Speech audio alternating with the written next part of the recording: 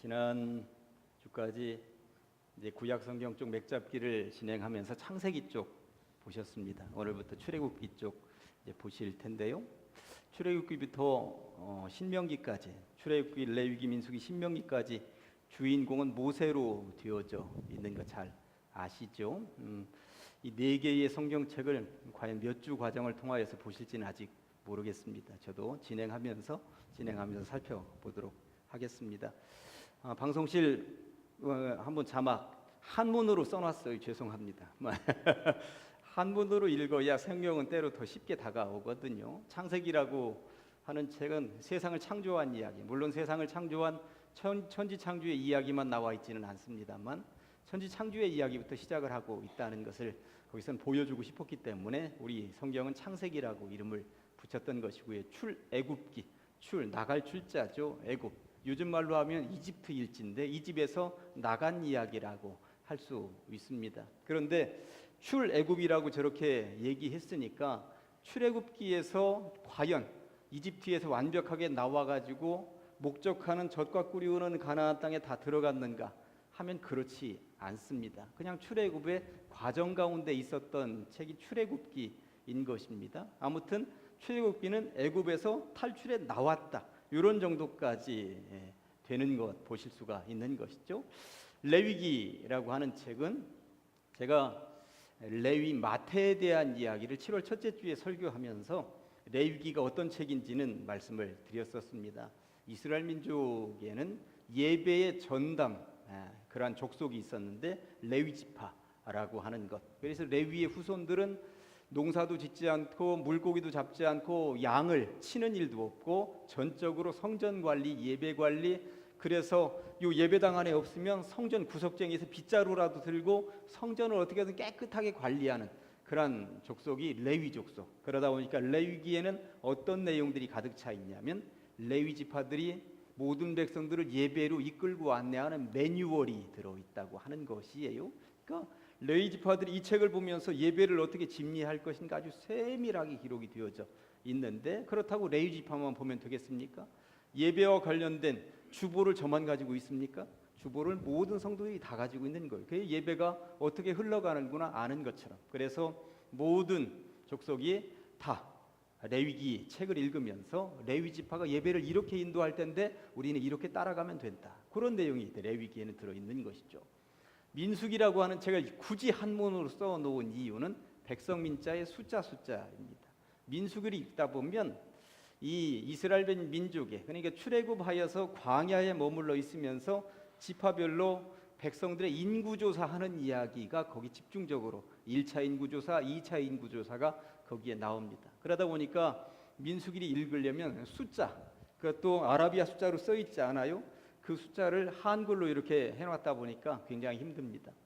저희가 3년 전에 전교인이 창세기부터 요한계시록까지 전부 다 나누어서 한 5장씩 나눠서 필사하십시다, 그리고 묶어서 이제 제본해서 드리기도 했습니다만, 그때 민수기는 힘들고 어려우니, 특별히 또 레위기도 힘들고 어려우니 레위기와 민수기는 장로님들이 쓰십시오 하고 제가 일부러 분배했었던 기억이 있습니다.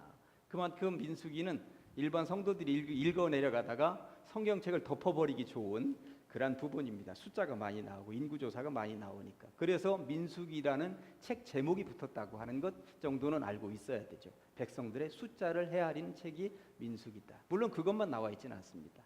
다른 이야기들 나중에 민수기를 다루면서 살펴보려고 합니다. 중요한 건 또 신명기입니다. 신명기.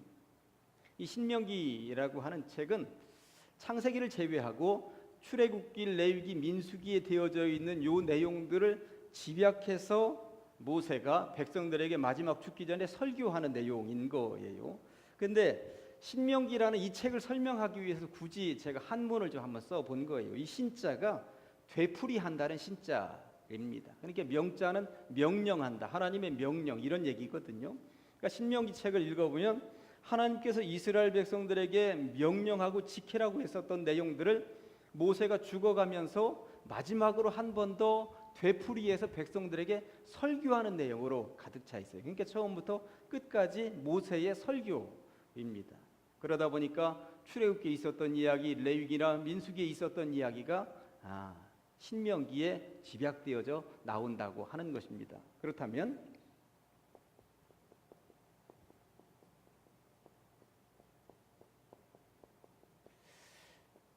이 출애굽기의 이야기가 여기서부터 이 5권의 책을 모세 오경이라고 모세가 썼다고 얘기하는 것은 잘 아실 텐데, 그럼 이 출애굽기의 이야기가 여기 신명기에서 끝나느냐? 그것은 아니죠. 애굽 땅에서 탈출해 나왔는데 탈출 목적은 젖과 꿀이 흐르는 가나안 땅이었습니다. 가나안 땅은 어디서 들어가요? 요 다음 책인 여호수아서에서 들어가게 됩니다. 그러면 이 여호수아서에서 출애굽의 그 목적이 완성이 되는가? 또 그러면 완벽하게 완성이 된다고는 할 수 없어요. 여호수아 다음에 사사기, 룻기, 사무엘상, 사무엘하. 요즘 새벽마다 사무엘하를 읽고 있고요. 밴드의 말씀에도 사무엘하를 중심으로 해서 말씀을 올리고 있습니다만, 출애굽기의 완성은 거쳐서 여기에서 완성이 된다고 보시면 됩니다. 이 시대에 언제? 다윗 왕 시대. 다윗 왕 언제? 다윗 왕이 예루살렘을 점령하는 순간에 출애굽기에 젖과 꿀이 흐르는 가나안 땅에 목적한 모든 땅의 접수, 그리고 하나님의 약속의 땅 선물로 받는 것은 여기서 완성이 되는 것이죠. 그러니까 출애굽의 완성은 여기서 완성, 일부분의 80~90%는 여기서 완성. 이런 맥락에서 성경을 좀 보시면 성경이 이제 한눈에 들어올 수 있겠다는 이야기인 것입니다. 그러면서 오늘은 출애굽기의 앞부분 이야기만 잠깐 이야기해 보도록 하겠습니다. 저는 이 출애굽기 앞부분 이야기를 하면서 우리 성도들에게 이 출애굽기를 어떻게 쉽게 만나고 접근하도록 해볼까 하다가 5개 질문을 던져 보았어요. 출애굽기에 보면 이스라엘 백성들이 왜 애굽에, 사실 이스라엘 백성들이 어디에 있어야 돼요? 가나안 땅에 있어야 됩니다. 아브라함을 통하여서 약속의 땅은 가나안인 거예요. 그리고 아브라함, 이삭, 야곱까지 가나안 땅에 머물러 있었습니다. 그런데 이스라엘 백성들이 왜 여기 애굽에 가 있는가? 이 질문부터 해보도록 하겠습니다. 출애굽기 오늘은 본문 15장을 읽으셨습니다만 출애굽기 1장 한번 돌아가서 보실래요? 예.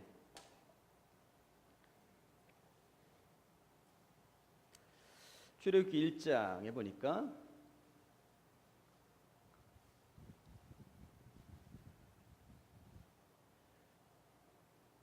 야곱과 함께 각각 자기 가족을 데리고 애굽에 이른 이스라엘 아들들의 이름은 이러하니 쭉 하면서 나오다가 5절에 야곱의 허리에서 나온 사람이 모두 70이요 요셉은 애굽에 있었더라. 하여튼 70명이 이주에 갔다는 이야기인 거예요. 70명이 이주에 간 그런 과정은 지난주에 이제 요셉이 애굽의 총리로 있을 때에 애굽을 비롯하여 가나안 전 지역에 7년 풍년과 7년 흉년이 들을 때에 2년 흉년 견디다가 못 견디고 이제 전부 다 가족들이 이주에 들어간 것 장면까지 보셨습니다.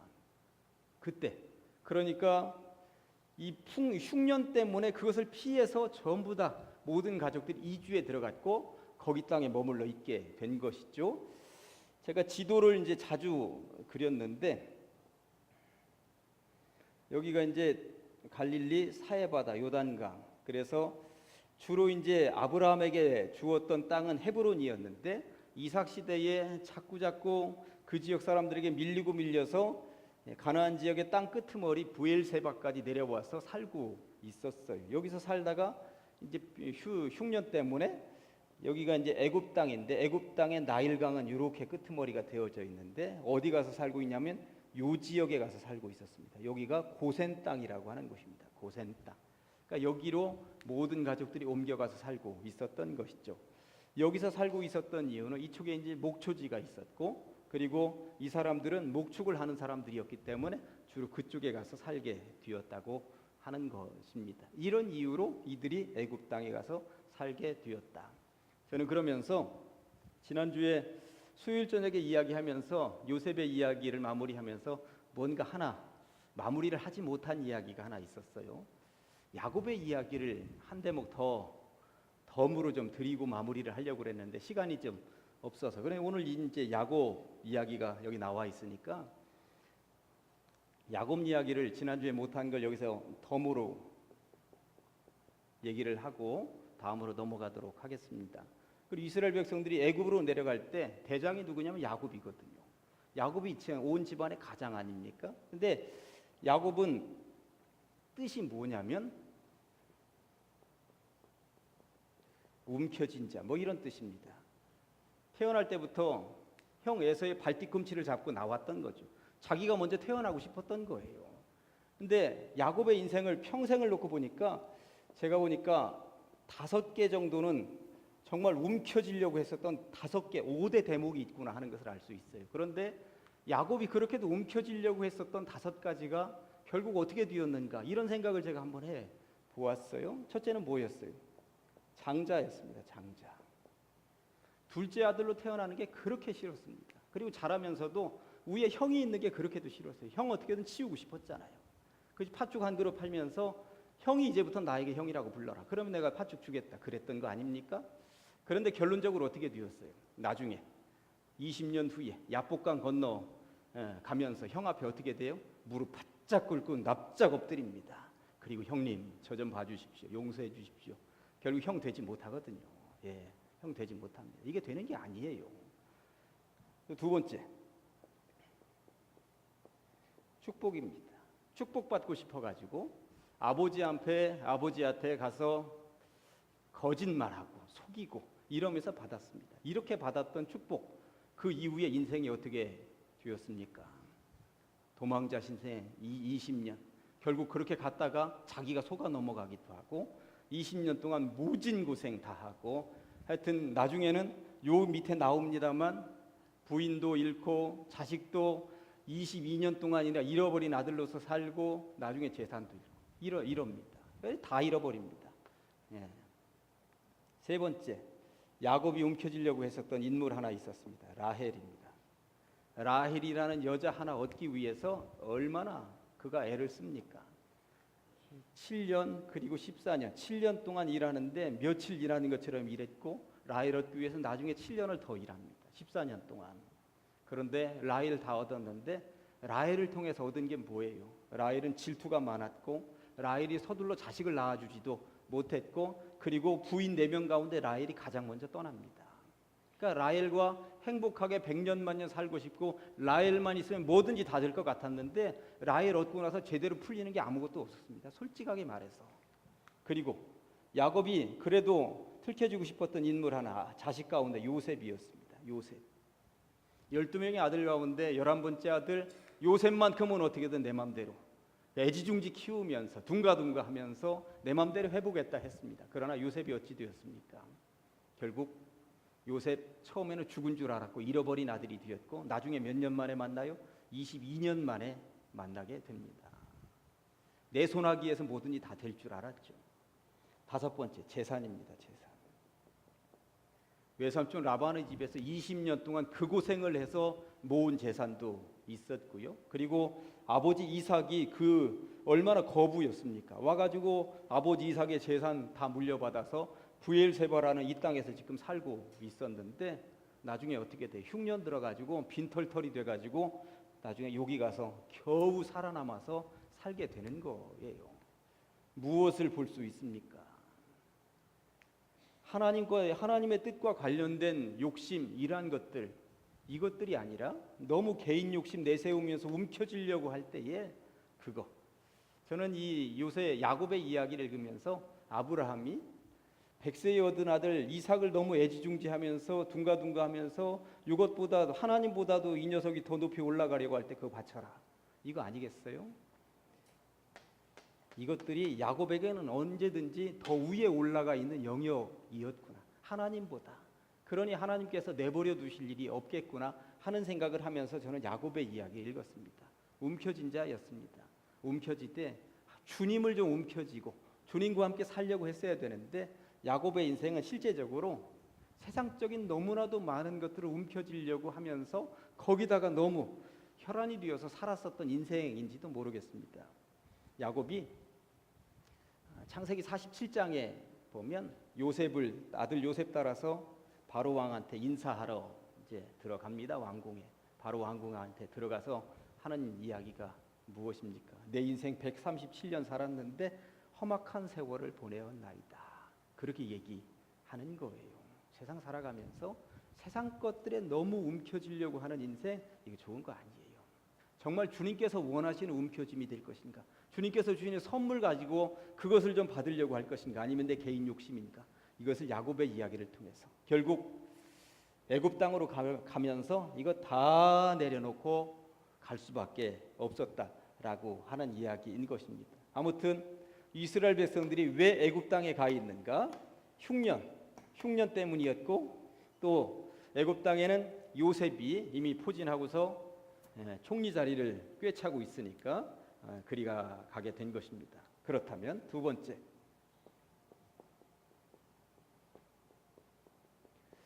총리 집안이 왜 노예가 아무리 세월이 흘렀다고 하지만 어떻게 떵떵거리던 그 권력을 가지고 있었던 총리 집안이 어떻게 노예가 될 수가 있었을까요? 400여 년 만에.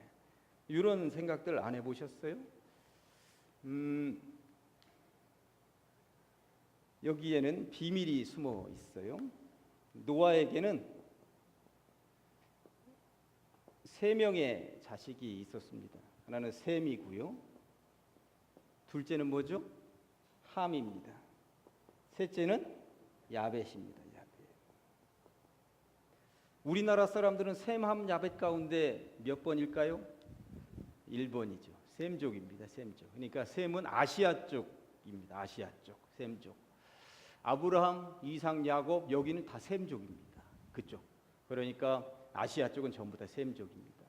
가끔 예수님에 관련된 영화들이 나올 때에 예수님이나 뭐 보면 예수님이 그 완전 미국 사람, 유럽 사람처럼 나오는데 사실 유럽 사람들이 영화를 그렇게 만들어서 그렇지 예수님 그렇게 유럽 사람 형태의 얼굴형이 아니었어요. 예수님이 우리하고 비슷한 황인종이에요, 원래. 그러니까 유럽 사람들이 영화를 그렇게 만들다 보니까 예수님이 그런 형태로 이제 보여지게 한 것이죠. 셈입니다. 그리고 이쪽 이집트 쪽은 함입니다. 함. 그리고 야벳은 유럽 쪽의 사람들이 야벳 쪽 속이라고 하는 것입니다. 이런 것들을 머릿속에다 염두에 두고 성경을 읽으셔야 되는데, 처음에 이 요셉이 여기 이집트에서 그 종살이도 하고 그리고 옥살이도 하다가 꿈 하나 잘 해석했다고 해서 30살에 총리가 되었다고 하는 것을 어떻게 이해를, 이게 사실 쉬운 일이 아니거든요. 쉬운 일이 아니거든요. 그래서 학자들이 연구하기 시작을 했습니다. 그 당시에 이집트 땅에 어떤 일이 벌어졌는가? 요 이집트 땅을 중심으로 해서 이집트도 강대국이었습니다만 이 북쪽에 있었던 이 셈족의 힉수스라고 하는 족속이 이쪽까지 치고 들어와서 셈족이었었던 그 힉수스라고 하는 족속이 이집트까지 치고 들어와서 이집트를 지배할 당시였습니다. 그러니까 요셉이 여기로 들어가서 살 때에는, 그렇죠. 그러니까 당시에 권력에서 밀려난 사람들은 흑인들이었고, 그리고 이쪽에 힉수스 족속이 들어가서 여기를 지배하면서 살고 있었던 사람들은 이제 우리 같은 황인종이 들어가서 살고 있을 때에 요셉이 올라오면서 똑똑한 녀석이 하나 올라온 거예요. 같은 셈족이네. 와, 저러면 뭔가 할 수 있겠다 하는 거였죠. 만약에 흑인들이 다스리고 있는 그러한 세상 속에서 요셉이 치고 올라왔다 그러면 요셉이 총리 될 수가 없었을 것입니다. 전혀. 어떻게 아무리 똑똑하다 하더라도 족이 다른데, 그 당시로서 민족이라고 하는 개념은 대단한 거였거든요. 그래서 이러한 것으로 풀린다라고 하는 것이고요. 여기 오늘 출애굽기 1장에 보시면 1장 8절에 출애굽기 1장 8절에 이렇게 되어 있습니다. 요셉을 알지 못하는 새 왕이 일어나 애국을 다스리더니, 이렇게 되어 있습니다. 그러니까 요셉을 알지 못하는 새 왕이 일어났다라고 하는 것은 세월이 흐르고 이쪽으로 밀려나 있었던 흑인족의 애굽, 원래 애굽인들이 다 다시 치고 올라와서 힉수스족들이 밀려나게 됐어요. 그리고 나서 흑인들이 이제 정권을 잡게 된 것입니다. 그러다 보니까 이 요셉은 지금 이 셈족 계열의 사람들하고 그쪽에서 권력을 잡고 있었으니까 요셉이 다스리고 있었던 권력은 일순간에 무너질 수밖에 없었던 거. 이해가 되시는 거죠? 지금 무너질 수밖에 없었던 것이고요. 그리고 바로 왕이라고 하는 그러한 계열은 흑인 계열이 이제 정권 통치를 잡게 되다 보니까 요셉의 후손들은 전부 다 노예, 종노로 달 수밖에 없었다라고 하는 것입니다. 그 얘기가 그 얘기입니다. 요셉을 알지 못하는 새 왕이 나타났다. 그래서 총리 집안이 왜 어떻게 노예 생활을 할 수가 있단 말인가? 세월이 그렇게 흘렀음에도 불구하고 여기에서 이런 정답을 찾을 수가 있다라고 하는 것입니다. 세 번째 질문. 아까 읽었는데 야곱이 자손들을 데리고 애굽 땅에 들어왔을 때 몇 명이 들어와서 살았다고 지금 쓰여져 있었어요? 70명. 예, 70명. 70명이 애굽의 땅에 이주해 들어왔습니다. 자, 그렇다면 여러분들 출애굽기 12장으로 가볼까요?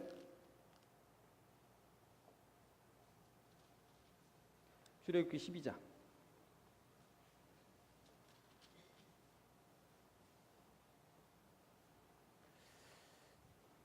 출애굽기 12장 40절에 보니까 40절에 출애굽기 12장 40절 이스라엘 자손이 애굽에 거주한 지 몇 년? 430년이라. 아, 그렇게나 세월이 흘렀구나. 430년 세월이 흘렀는데 조금 올라가서 37절 이스라엘 자손이 라암셋을 떠나서 이제 출애굽을 하는 거예요. 숫곳에 이르니 유압 외에 보행하는 장정이 몇 만이라? 60만 명이라. 이게 70명에서 60만으로 했다고 그러는데 유아라고 하는 것은 12살 이하의 어린아이들, 그리고 여기에 장정이라고 했으니 여자들의 숫자는 들어가 있지 않습니다. 그래서 보통 200만 명이라고 학자들은 이야기를 합니다. 200만 명. 200만 명이 얼마나 어마어마한 숫자인지 아세요? 대전 인구가 150만 명입니다. 그러니까 대전 인구보다도 훨씬 더 많은 인구가 지금 출애굽을 했다는 이야기인 거예요. 대전 인구 한번 10열 종대로 세우면 어디까지 있을까요? 아니면 100열 종대로 세워도 엄청날 거예요. 그 많은 숫자가 지금 출애굽을 했다는 이야기인 것입니다. 과연 70명이 430년 만에 200만 명으로 늘어날 수가 있는가라고 하는 문제가 지금 이제 문제에 걸리는 거예요. 과연 어떻게 그게 가능한가? 학자들이 연구해 봤더니 두 가지, 정답은 두 가지입니다. 첫째, 한 집안에 12명씩을 골고루 나와서 430년이 흐르면 200만 명이 된다네요. 12명씩.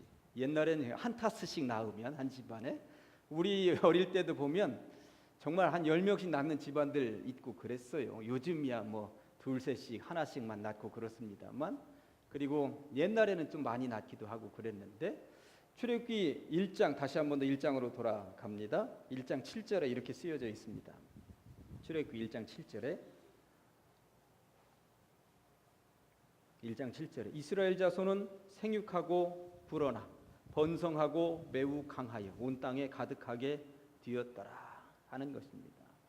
요즘 유럽 쪽이 자꾸 이슬람화 되는 이유가, 이 유럽에 있는 사람들은 한둘씩밖에 안 낳는데 이슬람족은 굉장히 많이 낳거든요. 굉장히 많이 나니까 이슬람은 자연적으로 늘어나고 있어요.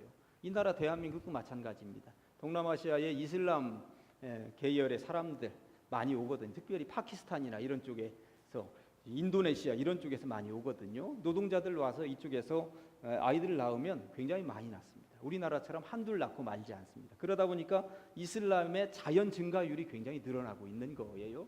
그런데 그 당시에 이랬다라고 하는 것이죠. 12명씩 낳으면 이렇게 늘어난다. 이게 이제 한 가지인 것이고요. 다시 이제 여러분들 출애굽기 12장으로 다시 한 번 더 돌아가 보시겠습니까? 비밀이 하나 숨어 있습니다. 출애굽기 12장 38절에 보니까 위에 37절 아까 읽었잖아요. 60만 명가량이요 하는데 수많은 잡족과 양과 소와 심이 많은 가축이 그들과 함께하였으며 수많은 잡족이라고 하는 숫자가 도대체 몇 명인지 나와 있지 않습니다. 이 숫자가 지금 포함이 되어서 함께 나오고 있었다라고 하는 거예요. 엄청난 숫자였다라고 하는 것입니다. 그러니까 히브리 민족 야곱이나 요셉의 후손만이 출애굽을 한 것이 아니라 그 당시에 노예 생활 종살이를 하고 있었던 그 지역에 그렇게 많은 족속들이 전부 다 떼거리로 이참에 해방이다 하고 몰려 나왔다라고 하는 이야기인 것입니다. 그렇게 하니까 숫자가 지금 굉장히 많아졌다라고 보시면 되는 것이죠. 70명이 어떻게 200만 명이 될 수 있겠는가? 여기에서 해답을 찾으실 수 있다라고 하는 것입니다. 질문 두 가지가 더 남았는데 네 번째 질문은 사실 모세는 누구인가 얘기하려고 했는데 모세에 대해서는 다음 주에 집중적으로 조금 더 살펴보도록 하고요. 하나의 질문 하나만 더 하고 오늘 마치도록 하겠습니다. 과연